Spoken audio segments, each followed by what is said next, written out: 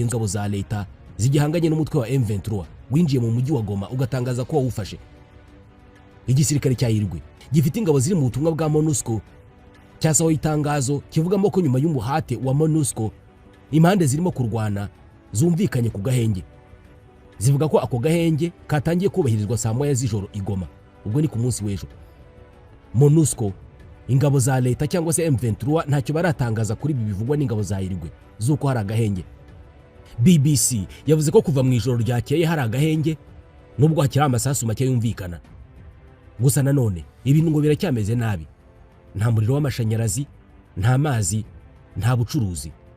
Abantu bari mu nzu zabo i Goma.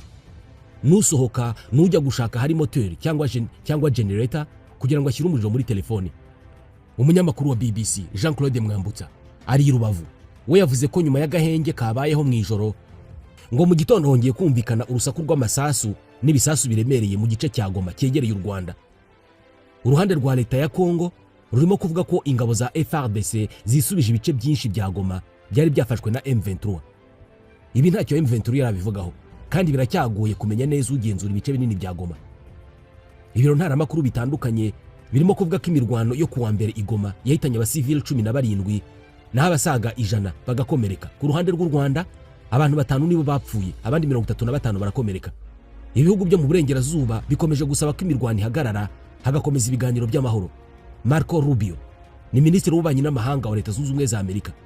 Ku wa mbere mu kiganiro kuri telefone yagiranye na Perezida Felix Tshisekedi yamaganye ibitero bya M23.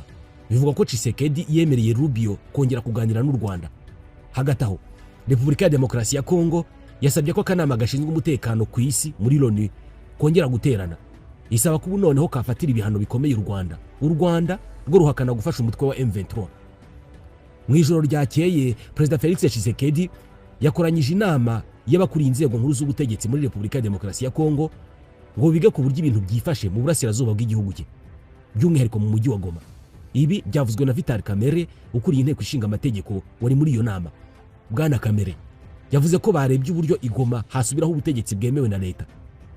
Gusa yavuze ko nta byinshi yatangaza mu byaganiriwe muri iyo nama kubera ko Perezida wa Repubulika Felix Tshisekedi aza kugeza ijambo ku gihugu.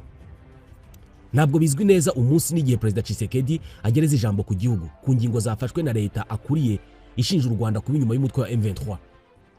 Hagati aho mu mujyi wa Bukavu mu ntara ya Kivu y'Epfo na Beni muri Kivu y'Amajyaruguru ku wa mbere habaye imyigaragambyo ikomeye cyane y'abaturage yateguwe n'abo ku ruhande rwa leta.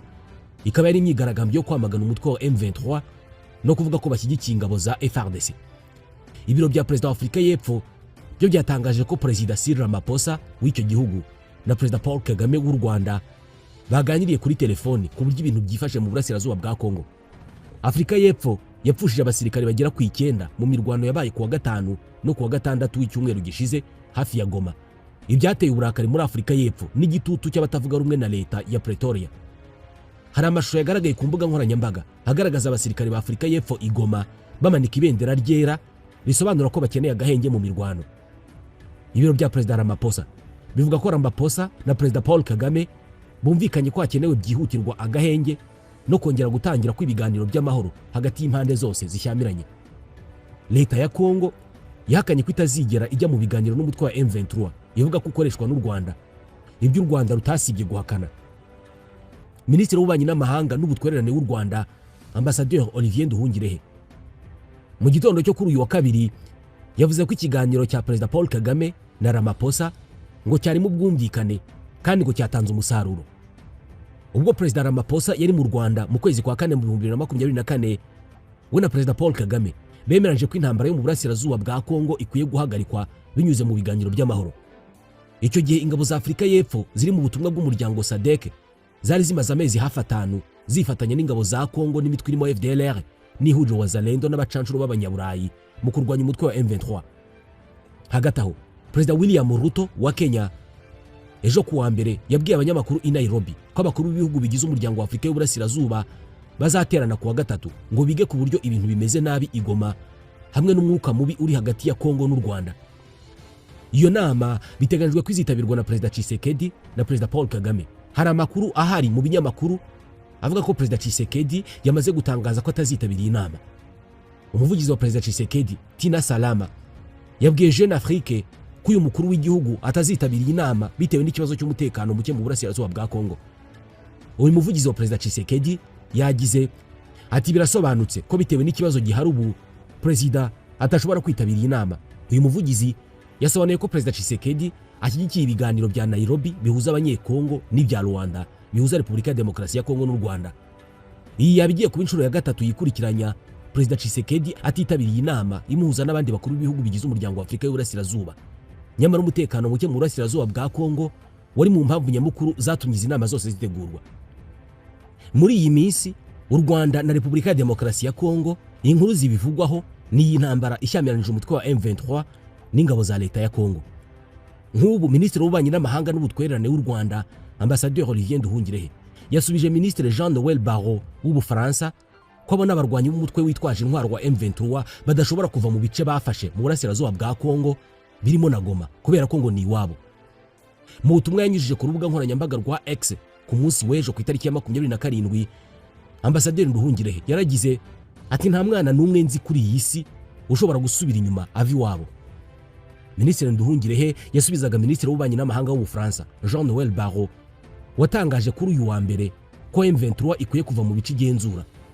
Yaragize ati M23 igomba kuva ku butaka bwa Kongo ikanahagarika ibitero bishyira mu byago ubuzima bw'abasivile n'abari mu butumwa bw'amahoro bw'umuryango w'abibumbye.